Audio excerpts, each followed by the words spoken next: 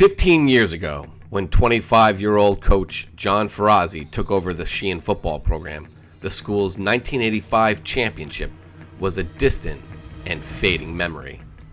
For the next 15 seasons, the fiery head coach, known for his passion and competitiveness, gradually built the program back into a winner.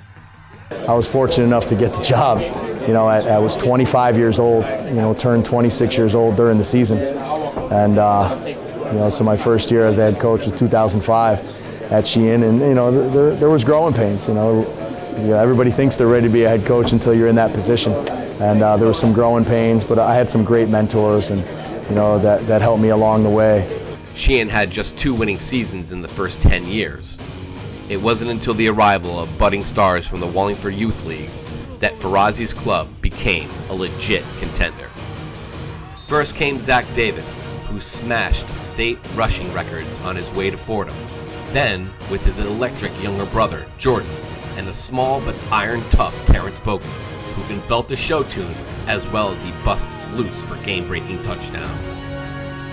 As sophomores, the two teamed up to lead Sheehan to a 9-2 record and the school's first state playoff berth since 1995. But a car crash the following summer threatened not just Davis's career, but his life.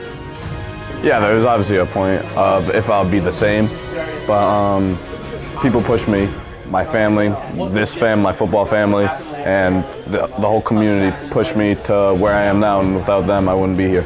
Miraculously, Davis returned for his junior season, but it would be another year before he worked back to full strength. Sheehan went 10-2 last year, but lost to Berlin in the Class M semifinals. Being so close last year, we really wanted this bad, honestly. And, all of the hard work just honestly has been paying off, and we have one more game to go. We're still grinding through this thing. So it definitely hurt last year. We wanted to get obviously to the championship, and falling short, it hurt in a different way. And I guess that rolled over until this year. Our goal right away this year is to get past that point and get to this championship point. Then came another challenge. As a reward for their recent successes, the Titans were handed a tougher SEC Tier 2 schedule. Even while enrollment dropped the program down from Class M to Class S. In addition to that, the team also graduated 15 seniors, including all but one of its offensive linemen. We graduated 15 seniors from last year, and it's tough to replace that. Our guys haven't flinched. The biggest thing with replacing 4 starters on the offensive line, we knew that was going to be the biggest challenge. And I think if you didn't know a lot about us before, didn't realize that we lost that many guys because they stepped in and have done a tremendous job. We've obviously done a great job on offense this year, especially running the football, and they've grown every week and catalyst behind what our offense stands for. We did get banged up, obviously, which every team does, but it helped us in the playoffs, as we've seen so far. We're battle tested, which is one of our strengths as of right now, so that's definitely how I feel. They've embraced who we've played against, and I think they've used that to mentally prepare themselves to go into this point. We know and our players know we're battle tested, and we've played some outstanding teams, and they're certainly ready to be at this point. Now a senior, Davis has returned at full strength, and teamed with Bogan once again, it was just like old times. Bogan blistered his way to a second consecutive 2,000-yard rushing season, and Davis provided lightning to his thunder as the undaunted Titans merely rebuilt and used losses to North Haven and Cheshire as stepping stones to greatness. Having him back at full all the way is just, you can tell by how he's been performing. He's awesome, and just having him is a great asset to our team, and he's really helped us win games. You lose a player like Jordan, and we didn't lose him last year, but he was in recovery mode for the majority of the season last year. Getting him back, to what we saw in his sophomore season and better this year. He's put himself in a position to be recognized with the best in the state, and we're certainly happy he's on our side, and it's done wonders for our offense. Once the Titans qualified for the postseason, they were off and running. They pounded Woodland in the quarterfinals and outlasted Shaquem Harmon and perennial champion Ansonia in a slugfest in the rain at Derby to punch their tickets to the school's first state championship berth since 1985. It's surreal. It's surreal. It's something that we put as a goal, long ago.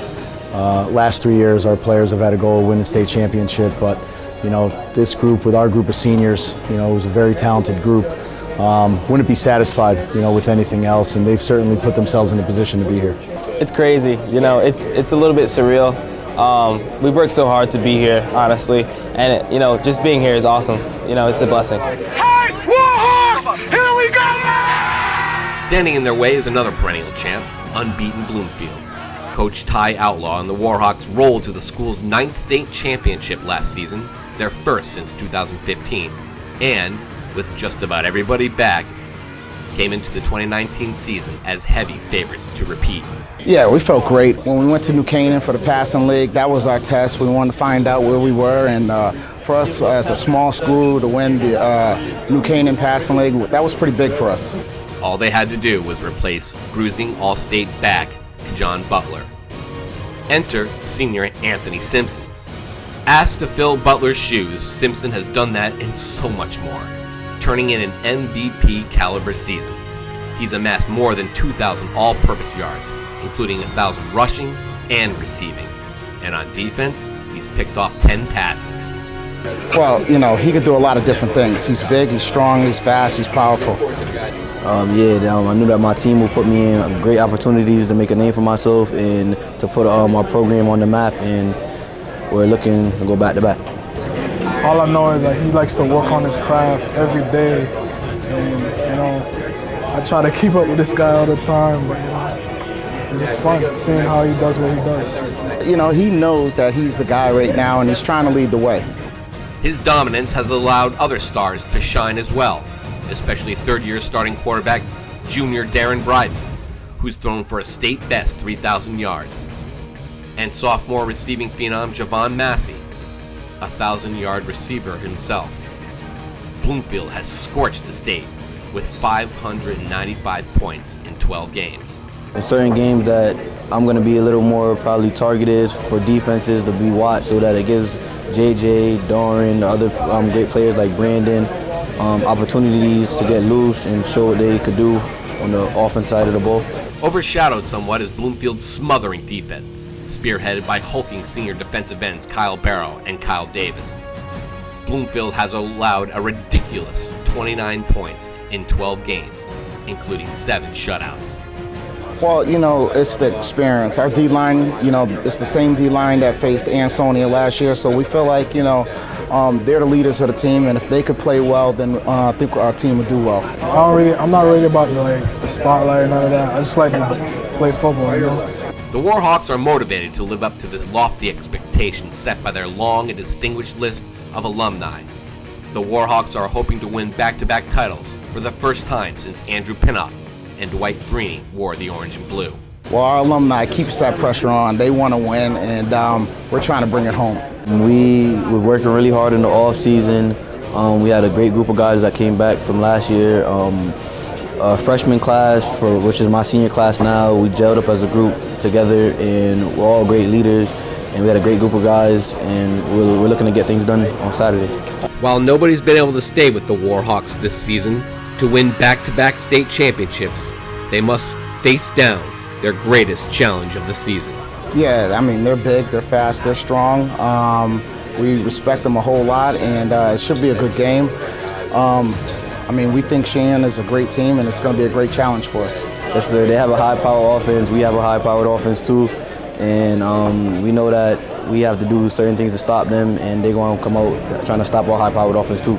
They're talented at every offensive position. They probably got one of the best skilled players in the state, in Anthony Simpson, and the other players may not get the recognition that they deserve, but they've got firepower, and it's certainly going to be a challenge. It's a big one. Probably it's the biggest one. We've been through a lot of really great teams this season. Really a lot of great ground and pound teams. I think we're battle tested to match their energy and play with them, honestly. Yeah, I'm hoping to feel it.